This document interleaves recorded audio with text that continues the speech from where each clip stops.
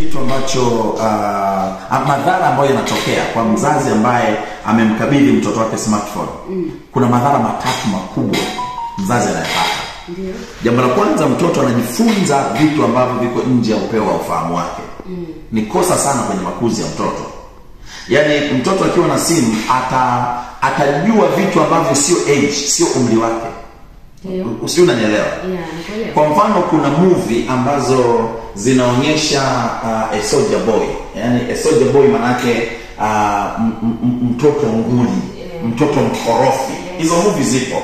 A soldier boy, mtoto ambaye inaonyesha anabishana wazazi wake, mtoto anatoroka, anavuka gate, anaruka, anakimbia, anafanya hivi, mtoto anayesumbua wazazi wake. Hizi movie watu tunapenda sana kuziangalia. Sasa watoto wanajifunza zaidi vitu vya nje kuliko vitu vya ndani.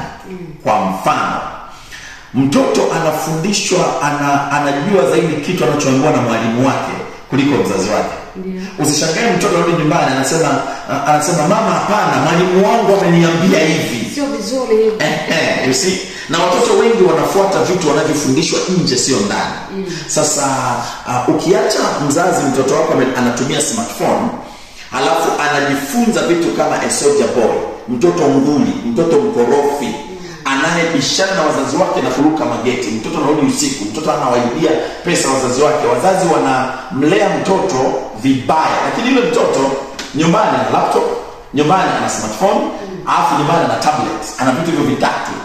Utakuta mtoto anajifunza vitu vilivyozidi upeo wake wa uelewa.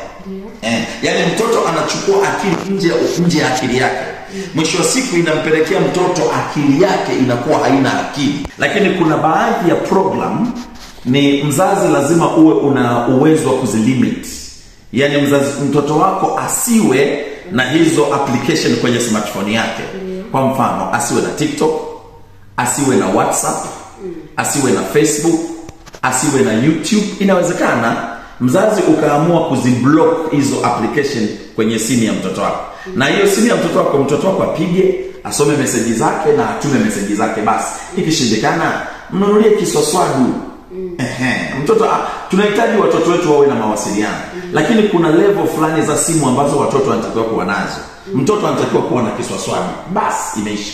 Lakini wazazi walio wengi wanadhani ni sifa kuwapatia watoto wao simu ambazo zimeshapitiliza uwezo wa uelewa wa watoto wao. Lakini mbaya zaidi ni kwamba wazazi wenyewe hawajui kutumia hiyo teknolojia. Mimi nimekumbana na wazazi